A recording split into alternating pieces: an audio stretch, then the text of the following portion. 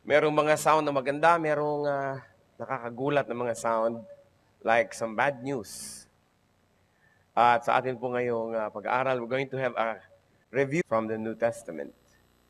And it's about a very bad news, which also turned into a good news.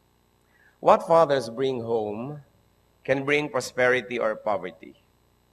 Kung anong inuuwi ng mga tatay, ng mga heads of the family sa kanilang bahay, pwedeng good news, pwedeng bad news. Fathers can bring home peace or trouble. Fathers can bring blessings or curses, happiness or sadness. Jairus, a father who took blessings home. Yan po ang ating pag-aaral. Heavenly Father, we thank you that you take us home with you and that you allow us to bring home blessings from you. As we partake of your word today, O God, we ask you to please give us peace.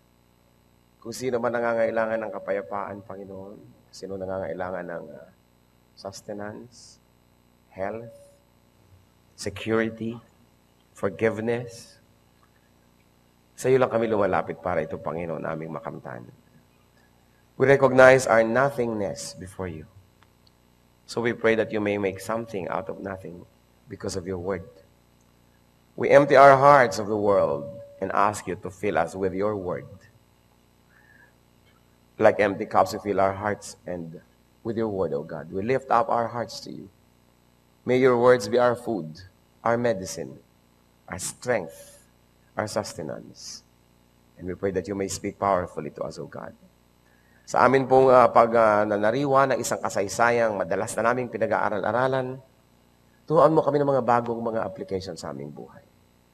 Tunay na hindi maubos-ubos ang hiwaga ng iyong salita, ang kapangyarihan nito, Panginoon. Turuan niyo po kami ngayon.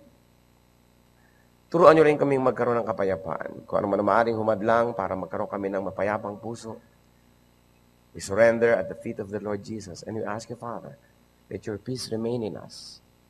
Let your peace rule in our lives, especially now when we want to hear your voice. We reject, rebuke, and drive away any presence of evil, and we ask you, Holy Spirit, please enable us to see the unseen, to hear the unheard, and we pray that you may enable us to understand and apply this in our lives. Be our speaker, Father. Take over this activity. We are your people. We surrender to your power. Let your will be done. In Jesus' name we pray. Jairus, a father who took blessings home. Iba-iba naman talaga inuuwi ng mga tatay. Kumisan inuuwi kerida. Kumisan problema. Madalas blessings. Madalas provisions. Kumisan bad news. Natalo ako sa sabong, hindi ko mag-enroll ngayon. Pero ano-ano kayang inuuwi ng mga tatay dapat? We take a look at one father, Jairus. His story is found in Luke chapter 8, verses 40 and so on, and we're going to read now 40 to 42. Now when Jesus returned, a crowd welcomed him, for they were all expecting him. Then a man named Jairus, a ruler of the synagogue, came and fell at Jesus' feet, pleading with him to come to his house, because his only daughter, a girl of about 12, was dying.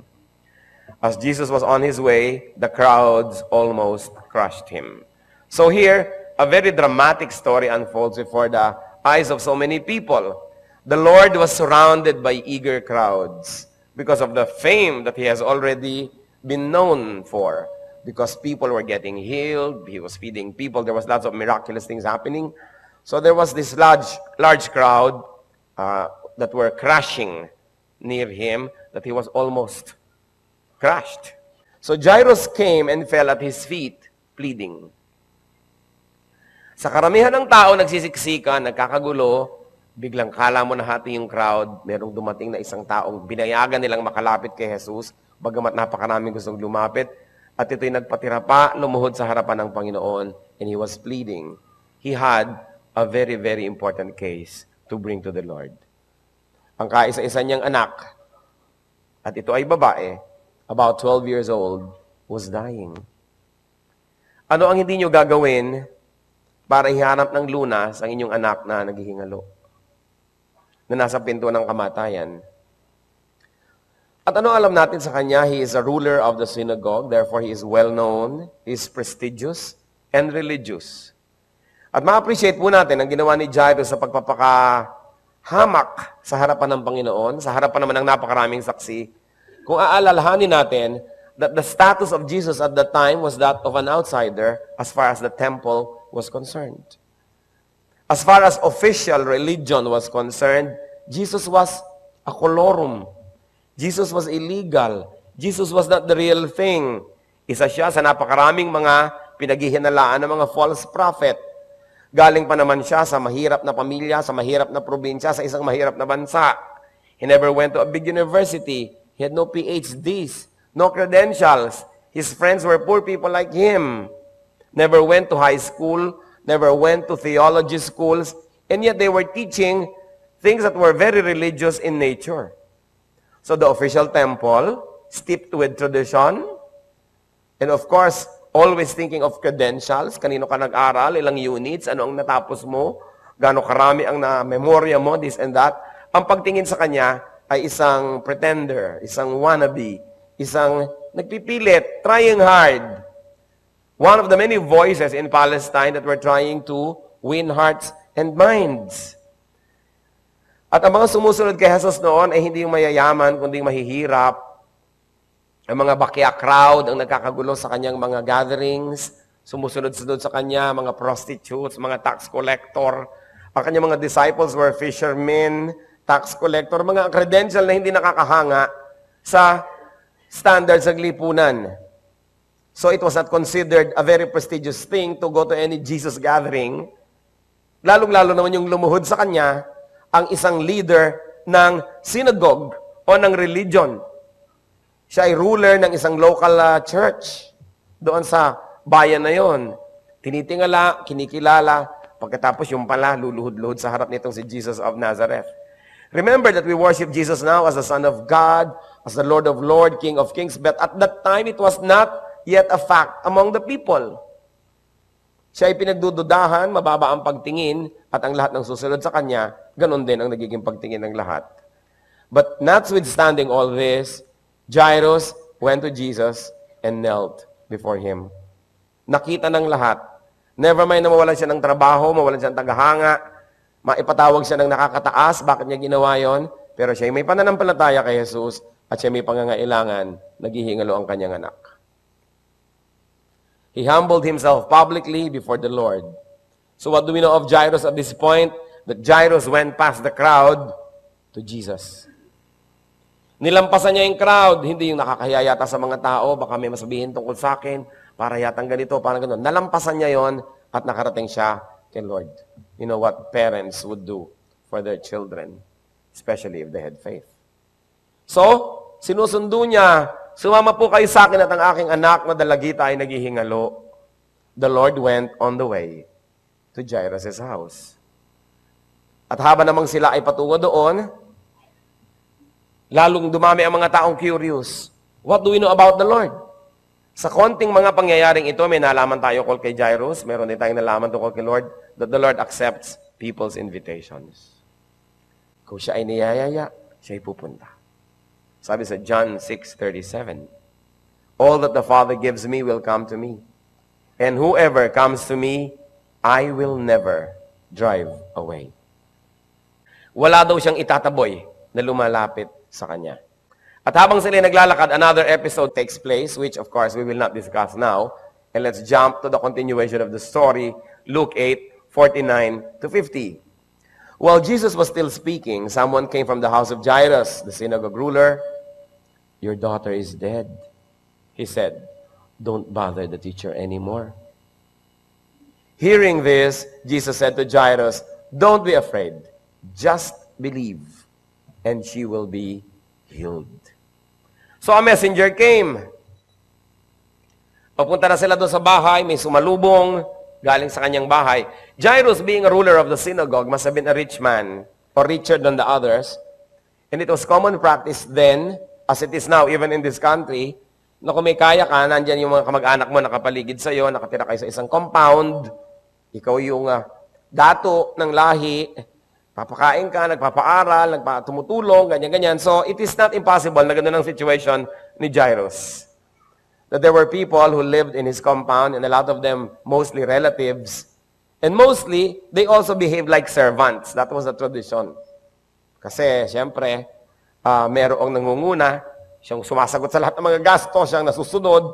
So, everybody gives you extra respect because of the care that you give them. Then one of these people came at sinabi, your daughter is dead. Pero pa ba namang sasakmalak na madinig na balita kaysa dyan? Yung namatay na ang iyong anak. Sabi, don't bother the teacher anymore. Ito po mga sentences na to loaded. It is possible that the family of Jairus was not in favor of Jairus going to Jesus and bringing Jesus to their house. Bakit? Yung prestige ng kanilang pamilya ay mapapalagay sa panganib. Baka mawala pa yung office ni Jairus, mawalan din siya ng kapangyarihan, pati yung mga umaasa sa kanya, ay mawalan ng aasahan. Kaya maaaring hindi nila gusto na si Jesus ay makarating sa kanilang bahay. Kaya bagamat totoo, kamamatay-matay pa lang siyempre ng bata, kalalagot-lagot pa lang ng hininga, malay naman nila kung bumalik yun o himatay lang. Pero sabi niya, huwag mo nang papuntahin sa bahay. Huwag na natin siyang abalahin. Total, patay na ang bata. Hindi natin alam how sincere this messenger is, but what we know is, the messenger was trying to stop Jairus from bringing Jesus home. He was very presumptuous also. Hindi na lang siya magbalita na namatay na po. Sasabihin pa niyang huwag niyo nang dalhin sa bahay ang teacher. Yung nagdidirect pa siya ng gagawin nung pinagsalitaan. Hindi niya hayaan yung tao mag-decide kung anong gagawin. Sabihin lang niya kung ano yung news. Maraming tao ganyan eh. Dinidirect ka niya, ikokontrol ka niya. Imbes sabihin lang sa iyo yung mga katotohanan, ikaw mag-decide kung anong gagawin mo, kasama na rin yung direction what to do. So the Lord heard the news, which was not really just a news, it was really an editorial. May kasama ng opinion. And the Lord said, don't be afraid. Tandaan nyo itong linya na ito. Just believe. Yan ang dalawang sinabi ni Lord kay Jairus. Don't be afraid. Just believe. Yung just believe can read, do nothing else but believe, or have nothing else but faith. Sa Mark 9:23, meron pong lumapit kay Lord, if you can, pagalingin niyo naman kami. At sabi ni Lord, if you can, said Jesus, everything is possible for him who believes. So bakit mo ako sinasabihing, if I can, ang itanong mo sa sarili mo, do you believe? Sabi ni Lord, if I can, why can't I? Everything is possible for him who believes. And the Lord's third sentence to Jairus was, she will be healed. Sabi niya, don't be afraid, just believe, she will be healed. Biruin niyo sa isang iglap, dumating yung very bad news, your daughter is dead. Pagkatapos ngayon, a very good news, she will be healed. Kung sino ang pakinggan niyo, at sinong paniwalaan ninyo, yun ang magiging itsura ng mukha ninyo, ng inyong puso, ng inyong buong pagkatao. Kaya napakahalaga, tinitingnan natin sino bang pinapakinggan ko, sino bang pinapaniwalaan ko. Because it determines if you'll be happy or not in this life. And then the party proceeded. Sige, tuloy ang grupo patungo sa bahay ni Jairus. What else do we see Jairus doing? Jairus went past his household to Jesus. Kanina, Jairus went past the crowd to Jesus. Never mind what the crowd would say, I'll go to Jesus.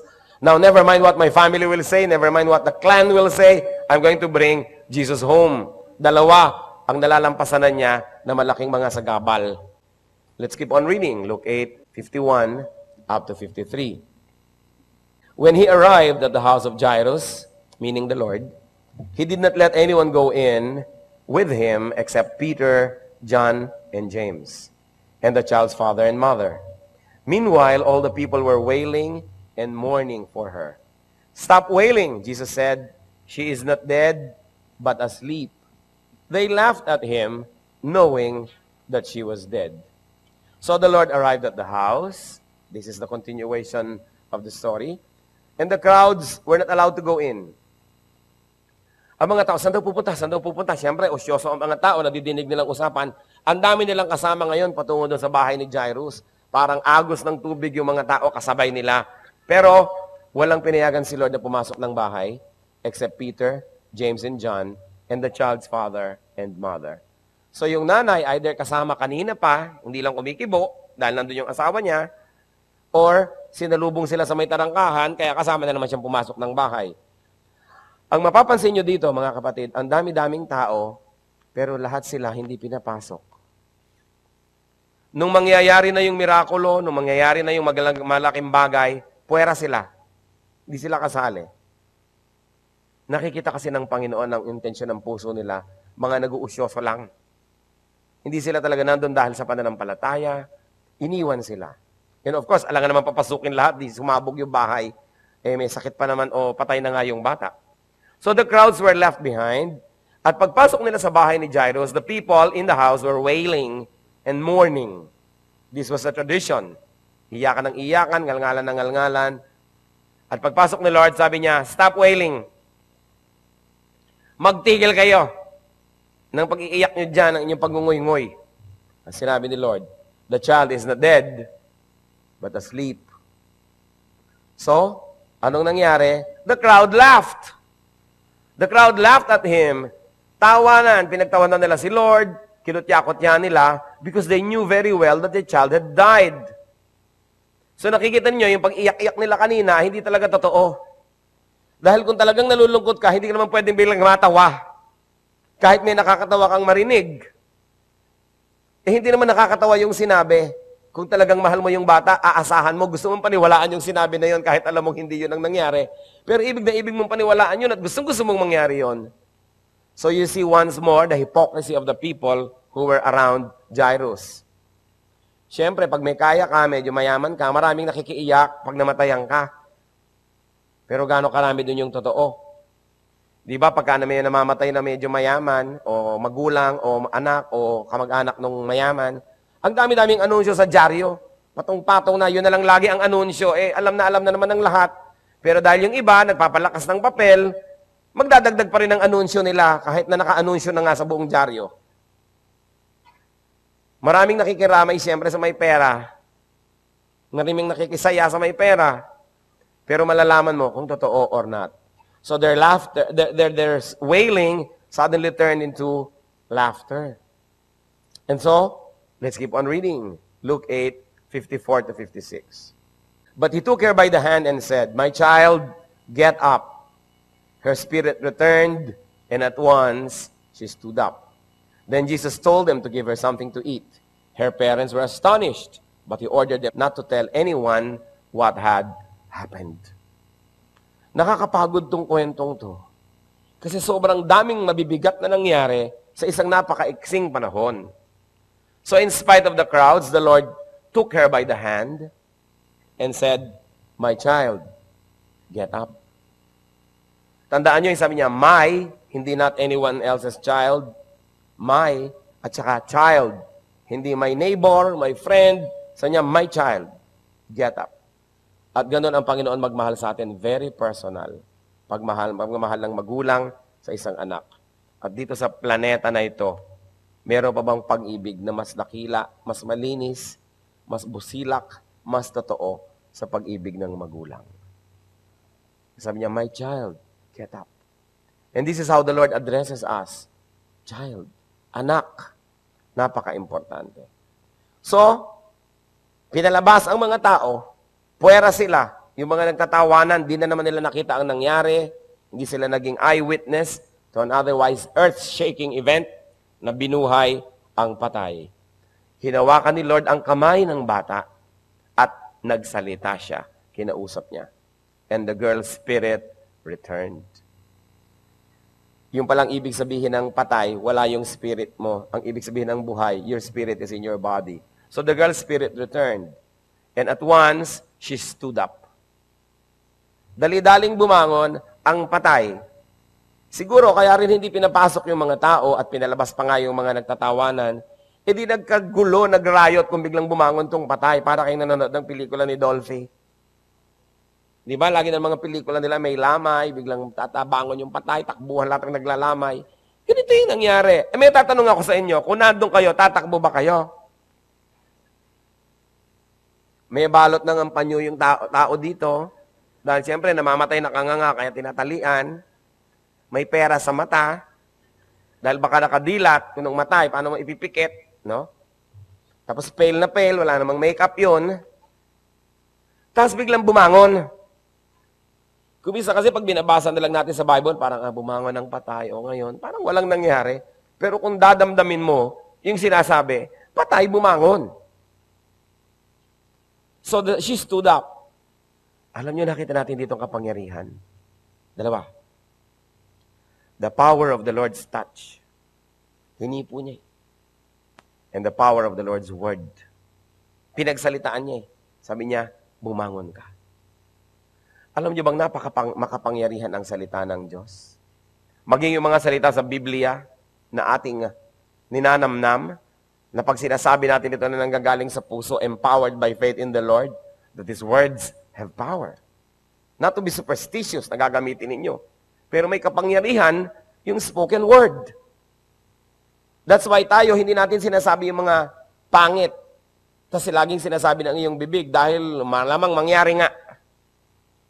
Ang sinasabi natin yung magaganda. Ayaw natin nagbibitay ng mga sumpa, kundi ng mga blessings. The Bible doesn't fully explain it, but there must be power in the spoken word. Ang Panginoon, yung nagsasalita, may nangyayari eh. Sabi niya, let there be light, and there was light. Let there be this, nangyayari. Pag sinabi niya sa pilay, bumangon ka, bumabangon nga. May power ang mga salita ng Panginoon. 1 John 1:1, that which was from the beginning, which we have heard, which we have seen with our eyes, which we have looked at and our hands have touched, this we proclaim concerning the word of life. So, ang pagde-describe sa Panginoon, word of life. Kasi yung word niya, nagbibigay ng buhay.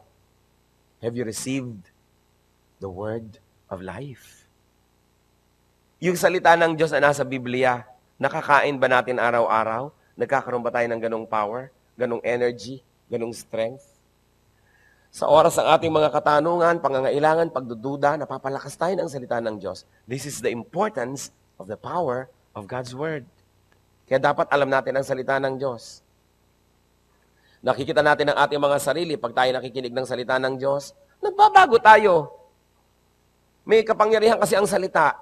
Pero negatively, may kapangyarihan din. Subukan ninyo na may kumakausap sa inyo na negative person. Bulong ng bulong sa inyo ng mga kasiraan ng kapwa, mamaya galit na rin tayo doon sa kapwa natin na yon. Kampi na tayo sa kanya. May power din yung word eh. Mamaya bulong-bulong ng mga kabarkada, influence na mali. Bulong-bulong advertisement. Mamaya binibili mo na talaga yung nakikita mo sa advertisement. May power yung word. Kaya tayo mga kapatid nag-iingat kung sino at anong ating pinapakinggan at paano natin binabantayan ang ating tenga. At nag-iingat lalo tayo sa ating salita. Na yung salita natin, yung power ng salita na yon, magamit ng Panginoon, hindi yung magamit laban sa gawain at sa mga anak ng Panginoon. The power of the spoken word. So sabi ni Lord, bumangon ka at bumangon nga ang bata. And the Lord told them to feed her. Sabi, pakanin ninyo ang bata. Sa kaguluhan, siyempre sa ka-excited na ng lahat, malilimutan nila na yung bata ay dapat pakanin. Bakit? May sakit yun na matagal na, kaya nga naghihingalo kaya nga namamatay Dahil matagal lang may sakit, nung araw kasi ganun ang tagal-tagal mong may sakit, inaantay kang mamatay. Lalot wala pa ng mga surgery. Halimbawa, may sumabog kang appendix, ano mangyayari? Intayin ka na lang talagang mamatay, hindi naman alam ng tao kung ano yung nangyari. Walang mga lunas na mga ganun. Kaya ang dami-daming prolonged agony bago mamatay ang isang tao. Hanggang lumalaban yung katawan mo at meron pang ibinubugas siyang panglaban na nabubuhay ka pa hanggang unti-unti ka na lang maubos. At kadalasan, pag ang taong ganyan ay may sakit, maghihingalo, hindi makakain, natural. Walang gana, ayaw tanggapin ng katawan yung pagkain. Kaya gutom na yung bata, dehydrated na dehydrated. Kaya anong susunod na ibinigay ni Lord? Matapos siyang bigyan ng spiritual life, binigyan siya ng physical food. Sabi, pakanin ninyo. What do we know about Jesus here? Na kung siya ay nagmi-minister sa atin, kompleto. Physical, spiritual. Hindi lamang yung nabigyan ka na ng spiritual food, kakalimutan na yung physical need mo. So tayo din, when we minister to people, we think about these things. Yung kompleto. Practical, complete, sensitive, sensible, and timely. At pagkatapos, the Lord ordered the parents to be discreet. Sabi, huwag niyong ipapamalita kahit kanino ang nangyaring ito. Why? Obviously, the Lord did not want people to come to Him just because of miracles. Na ang mirakulo, ang mga ganyang kagbabalaghan ay hindi gagawing attraction para pumunta ang mga tao kay Jesus. Ayaw niya nun. Ang gusto niya, nagpupunta tayo sa Kanya dahil gusto nating magbagong loob. Dahil gusto natin natalikuran ng ating kasalanan at magkaroon tayo ng buhay na banal. Natalikuran ng mga kadiliman at pumunta sa liwanag. Hindi yung, kasi gusto kong gumaling. Kasi gusto kong kumain ng miraculous food. Kasi gusto kong mailigtas ako sa aksidente. Hindi lang yun ang mga dahilan. The Lord does not want us to come to Him out of desperation only, kundi because we want a life that is holier, better than before, than our lives before. Kaya hindi rin natin po ginagawang attraction yung mga himahimala para ang mga tao pumunta sa isang rally, sa isang activity, sa isang worship. If the Lord would make miracles, let it be. But it must never be the attraction. I'm always wary and suspicious of so-called Christian events na ang kanilang piniplay up para dumating yung mga tao ay himala, himala, himala, himala. Kasi kabaligtaran yan sa gawain ng Panginoon. Kabaligtaran sa kanyang itinuturo. Yung gagawa siya ng miracle, sasabihin niya, huwag niyo ipapamalita, huwag niyo sasabihin sa mga tao. Para ito ay hindi maging masyadong sensational. I want people to come to me because they are tired of their sins, not only because they want me to heal them. Siyempre, kasi kung healing ang ituturo mo, kahit sino darating, sino bang ayaw gumaling? Pero hindi lang naman yung physical healing ang gusto ni Lord. More than that, spiritual healing. So yung physical healing, bonus na lang. Dumating man yun, hindi. Kung na-heal ka spiritually, that's the important thing. Kaya sabi ni Lord, huwag niyong ipapamalita. Hindi yan ang dahilan na gusto ko para ang tao maglapitan sa akin. Maiksing istorya. Kagila-gilalas na istorya.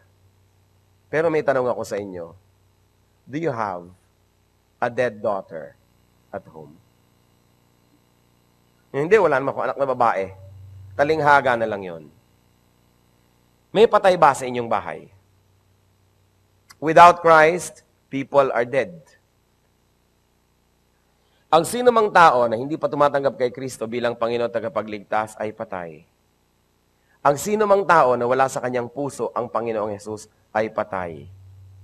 Sino mang di naniniwala na si Jesus ay Diyos at namatay para sa tao at nabuhay na muli at ang aasa tatawag sa kanya ay maliligtas, yung hindi naniniwala na yon ay patay. Kaya ang tanong ko, may patay ba sa inyo? John 3:36, whoever believes in the Son has eternal life, but whoever rejects the Son will not see life, for God's wrath remains on him. Ang poot ng Panginoon nananatili sa tao na hindi naniniwala kay Kristo. Bakit? Kasi pag naniwala ka kay Kristo, yung poot ay nalilipat kay Kristo, kaya nga siya ang namatay para sa poot na yon. Pero kung hindi ka naniniwala kay Kristo, saan lilipat ang iyong kasalanan? Saan lilipat ang poot ng Diyos? Nasa iyo pa. Kasi wala kang tagapagligtas, walang umako ng iyong kasalanan, wala kang Savior. That's why, if you do not believe in Jesus, the wrath of God remains in you. That means that before we believed in Jesus, the wrath of God was in us.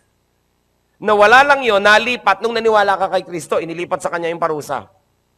Kaya siya namatay para sa atin. Eh kung wala si Kristo sa iyong buhay, sino ang namatay para sa iyo? Sino ang mamamatay para sa iyo? No one. That's why the wrath of God remains in you. Kaya patay ka, paano ka mabubuhay if God has wrath in you? That's why it's important to have Christ. 1 John 5:12, he who has the Son has life. He who does not have the Son of God does not have life. Ang linaw-linaw naman yan. Si Jesus yung life. Pag naniwala ka sa Kanya, kukunin niya yung death mo kasi you are dead in sin. Papalitan niya yung life niya. At yung death mo naging Kanya, kaya siya yung namatay.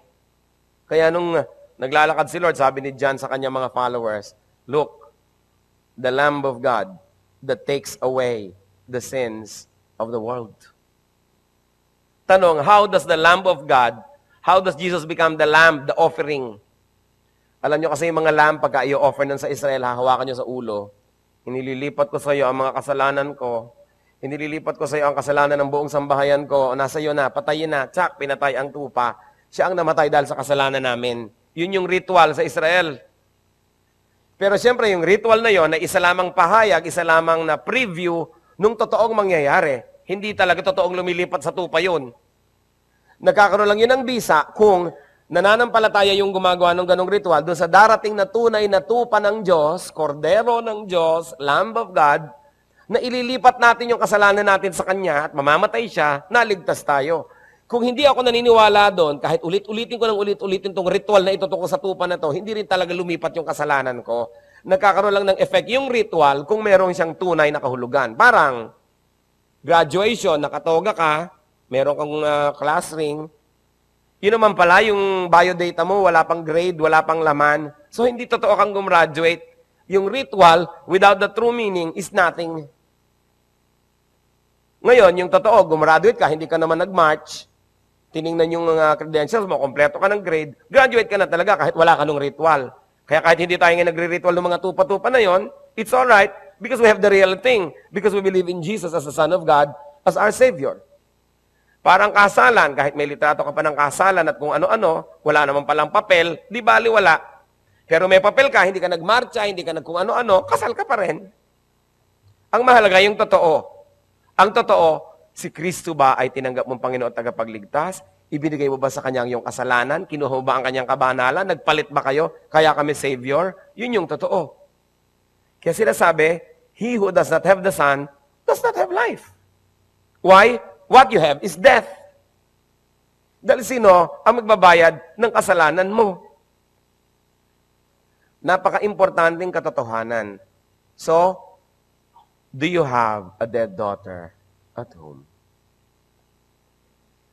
Do you have a dead daughter at the office? Yung mga office mate nyo, masasaya nyong mga kasakasama, patay ba yan? Baka naman sabihin nyo bukas, huy, patay ka pala. Huwag naman kayong tactless. Alam na natin yun, nagkakaunawaan tayo. Pag wala si Kristo sa kanila, hindi nila tinanggap na Panginoon tagapagligtas, patay sila. Kaya dapat silang mabuhay. Kailan lang sila nag-uumpisang mabuhay? Nung tinanggap nila si Jesus, Panginoon at tagapagligtas, kinuha ni Jesus ang kanilang kamatayan, inilagay sa sarili niya at siyang namatay, ibinigay ni Jesus ang kanyang buhay, nagkaroon ka ng buhay, kaya buhay ka na. Napakahalaga ng mission natin, mga kapatid. To share life. Hindi pwedeng solohin. Hindi pwedeng, naku, talagang relihiyon, kanya-kanya yan. Hindi pwede. Mahalaga, tayo ay nagdadala ng mga kaluluwa kay Jesus. Kaya ang tanong, who do you bring home? Sino ang inuuwi nyo? Si Kristo ba o si Taning? Pag uwi nyo mamaya, sino-sinong uwi nyo? Pag umuwi kayo galing opisina, galing eskwela, sinong uwi nyo sa bahay? Dahil lagi naman tayo may inuuwi. Ang mahalaga, gagayahin natin si Jairus. You go to Jesus and bring him to your house. Siyempre, may mga pipigil. May mga tao, nakakahiya yata. Magpa-practice ba ako ng faith? I-announce ko ba to one and all that I believe in the Lord Jesus? Tapos pupunta ako wherever the Lord is. Pupunta ba ako sa mga worship, mga Bible study, kung saan-saan. Tapos iuwi ko yun sa bahay. O anong iuwi ko? We have to decide. Do you seek the Lord to bring him home? Look at the efforts of Jairus. Not easy efforts. But the dead girl in her house lived. Sino ang magmamalasakit sa mga kasambahay nyo? Sino magmamalasakit sa mga kaibigan nyo, office mates nyo? Kaya kayo inilagay ng Lord doon sa community na yon, kayo ang may contact sa mga yon, pananagutan nyo sila. Nakalagay sa Bible, pagdating daw ng panahon, at ito'y inihalin tulad sa isang gera, kung ikaw'y nagbabantay at nakita mong dumarating ang makaaway at lulusubin ang iyong bayan, at hindi mo pinatugtog ang mga trompeta, hindi ka nagbigay ng babala, at ang iyong mga kababayan ay namatay nang walang kamalay-malay, at walang kalaban-laban, ay hahanapin sa iyong kamay ang kanilang dugo. Kasi ikaw yung nakakabantay, ikaw yung nakakaalam na may darating na kaaway. Christian, you know that whoever has Christ has life, that whoever does not have Christ will not see life, but the wrath of God remains in him. It is your responsibility what will happen to your relatives, to your loved ones, to your friends, to your co-workers, to your neighbors, if you don't tell them about Jesus. Hindi na kayo ipapako sa krus. Ibabalita nyo lang sa tao na merong namatay sa krus para sa kanyang kasalanan, manalangin siya, magsisi, at hingin niya yung kapatawaran, ibigay niya kay Jesus ang kanyang nakaraan, ngayon at bukas, at tanggapin niya yung Panginoong Jesus sa kanyang buhay na Panginoon tagapagligtas. Sasabihin nyo na lang. At siguro naman kung tatanggi man sila, hindi naman kayo ipapako sa krus. You will never serve Jesus to the point of bleeding by telling people about Him. Ano pa ang pumipigil sa atin? Prestige. Baka naman masabi nila, born against din ako. Huy, born against ka ba? Di. Reformed. Renewed. Yung ayaw na ayaw natin mabigyan ng mga bansag. Bansag lang naman, hindi ka naman papatayin. Hindi ka makapag-share para ka, baka hindi ka naman imbita sa party, baka mapagsabihan kang square, hindi ka na cool, kung ano-ano pa. Tingnan yung ginawa ni Jairus. In spite of his rank, in spite of his religious position and convictions, in spite of his social status, nagpatira pa siya sa harap ni Kristo, sa harap ng iba. Never mind the people. Bakit nyo bibigyan ng halaga yung sasabihin ng tao? Hindi naman bubuhayin ng mga tao yung anak niya. So ngayon, bakit natin bibigyan ng halaga yung sasabihin ng mga tao? Hindi naman siya yung nagbigay sa atin ng buhay na walang hanggan, kundi si Kristo. At hindi naman sila yung patuloy na magliligtas sa atin sa mga panganib. Sometimes we become men-pleasers to the point that we forget na sa Diyos tayo may utang na loob at hindi sa mga taong ito. While we always want to be sensitive to people, and we don't want to be tactless, but if you have to make a choice, dapat clear yung choice natin that we have to serve God, and we have to speak for God, and that we have to make a stand for God. So ang tanong, do you have a dead relative somewhere? Who are your relatives that drive Jesus away? Sino yung mga tulad ng messenger? Huwag mo nang iuwi sa bahay ang teacher. Useless. Huwag na lang. Makikita pa tayo ng mga kapitbahay. Pag-uusapan pa tayo. Inconvenient. Huwag na. At kung itatanong pa natin sa ating sarili, do you give your children spiritual and also physical food? Kung minsan naman yung mga magulang, puro physical na lang binabigay sa anak, wala nang spiritual. Yung iba naman, puro spiritual, wala nang physical food. Bubuksan ng kaldero, walang sinaing. Bubuksan ng kasirola, walang ulam. Nasa ng nanay, nasa fellowship. Nasa ng tatay, nasa men's fellowship. Pagkatapos walang makain sa bahay, naputulan ng kuryente, walang tubig. Nasa ng isusuot, wala, nakababad sa batya, tinubuan na ng mga kung ano-anong mga lumot. Dahil ang nanay ay mayroong retreat. Puro spiritual. Alam nyo, hindi masama yung mga spiritual, pero basta meron tayo mga dead people at home, ha? Yung mga yan, walang ginawa kundi magselo sa ating time, sa ating activity. Walang ginawa kundi silipan tayo at hanapan ng mali. Kaya kung kayo may mga tungkulin sa opisina, sa bahay, everywhere, tapos meron kayong Christian activity, tiyakin nyo, hindi nyo nane-neglect lahat ng duties nyo. Organize your time, sleep less, work harder, pero huwag nyo sasabihin, kasi may fellowship ka, hindi ko na yun magagawa. Lalo mga empleyado, hindi ko mo Kristiyano kayo, tapos Kristiyano rin yung amo nyo. Ang mga trabaho, hindi nyo na nagagawa dahil ipagpe-pray ko pa po ang India. Maglaba ka muna, mamaya mo na ipag-pray ang India. No? Yung, kumisan nakakatakot maging kapwa mo mananampalataya yung empleyado mo No? Yung katulong mo, yung mga workers mo, kasi inaabuso. Naku, di po ba magkapatid tayo sa Panginoon? O ano? Mukhang meron kang gustong tukuyin. Hindi ho muna ako magtatrabaho 3 araw kasi may camp. Yung mga gano'n, mga kaabusuhan ng mga Christians. That's why, while you are spiritual, you're also very practical, and you excel in both. Para hindi tayo masisi, at huwag na masisi ang Diyos dahil sa ating mga ginagawa. Anong sabi sa Matthew 4:4 ni Lord? Jesus answered, "It is written, man does not live on bread alone, but on every word that comes from the mouth of God. So, hindi lang physical, may spiritual food. Pero ipinakita naman ni Lord sa story ni Jairus' daughter, hindi lang spiritual ang kailangan na feeding, kailangan din ng physical feeding. Balance. You do not deny both. Hindi yung puro kayo spiritual, kinalimutan nyo nang nasa planeta pa kayo. Kailangan sabay nating ibinubuhay yung ating earthly life at yung ating spiritual life. Have you received back your daughter?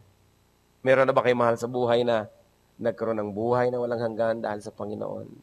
Have you received back your new life? And if so, feed your daughter unto nourishment. Yung bata nagkaroon ng buhay muli, so kailangan pakainin. Ganon din tayo. Spiritually, na born again ka, di bata ka pa, spiritual baby ka pa, kailangan ka mag-grow. Alangan mang 5 years, 10 years na, spiritual baby ka pa rin. 15 years na, spiritual baby pa rin, hindi pa nagmamature. Alam niyo yung difference ng mature Christian sa hindi.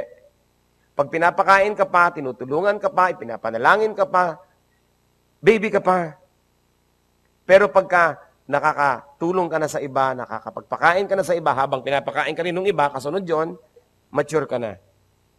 Because a mature person knows how to take care of himself and others. Kailangan tayong mag-mature. Ang bonsai ay cute lang sa halaman. Sa Christian, hindi. Dapat nag-grow, dapat lumalaki, namumunga, at namumulaklak. What do we know about Jesus here? Jesus brings life. Existence, life. But Jesus also brings life, meaning color, beauty. Sa Kanya lahat ng gagaling. At kung meron tayong matatandaan, kung darating tayo, huwag naman nawa, pero kung darating, o kaya nandun tayo ngayon sa estado na yun ngayon na meron kayong mabigat na problema. A daughter is dying. A career is dying. Your hope is dying. Tandaan niyo yung sabi ni Lord kay Jairus, only believe. Have nothing but faith. Don't let fear rule your life. Don't let fear engulf you and destroy your good judgment. And remember this, do not let people stop you in your search for Jesus. Kahit sino yon, huwag niyong payagan na pigilin kayo sa paglapit kay Jesus. So bring to Jesus and bring Jesus home to your dead, to your dying, to your sick, infected, and undernourished loved ones. Indeed, Jesus is the answer. Ano ba mga problema ng tahanan? Nagkakagulong mag-asawa, nagda-drugs, nagbibisyong anak, nagpi-premarital sex ng mga anak, hindi makapag-aral, puro lakwatsa, finances, no? Sometimes interpersonal relationships within the family or with lolo, with lola, with neighbor. Ano ba? Mga kasakitan, pagdalaw ng mga masasamang espiritu. Ano ba ang mga problema ng pamilya? Meron ba yan na hindi kayang tugunin ni Kristo? No. No problem is too big for Jesus. Because Jesus is bigger than our biggest problems. Even death is not a problem to the Lord. Because Jesus is life. So bakit nating papayagan yung mga problema dumami? Halimbawa, pangit ang communication ng pamilya. Bring Jesus into your home. Let the love of the Lord rule, and let decency and caring and affection rule. Bring the light of the gospel at home. Gawin ninyo yung mga utos ng Panginoon, ang standard sa bahay na sinusunod. Hindi lang yung standard ng tradisyon ng pamilya na yun, o sinabi ng breadwinner, yung salita ng Panginoon. Because the true head of the house is Jesus Christ. Jesus is the answer. Can you think of a problem at home na hindi si Lord ang solusyon? Siya pa rin. Let's bow before the Lord and think about that reality. Only believe. Have nothing but faith. And bring Jesus to your home. Let Jesus sort out problems. And let Jesus be our provider, our healer, our friend. Silently you pray to the Lord. Meron ba kayong gustong ipag-pray na dead loved one? spiritually, or dying, mga ugali, mga hirap ng loob, mga pagsisikmatan at mga gulo ng pamilya, problema na hinaharap ng pamilya, ilapit niyo sa Panginoon ngayon. The Jesus that Jairus met is the same Jesus who is here today. And we're going to pray. And we're going to bring him home. Only believe. Do not fear. Pray silently.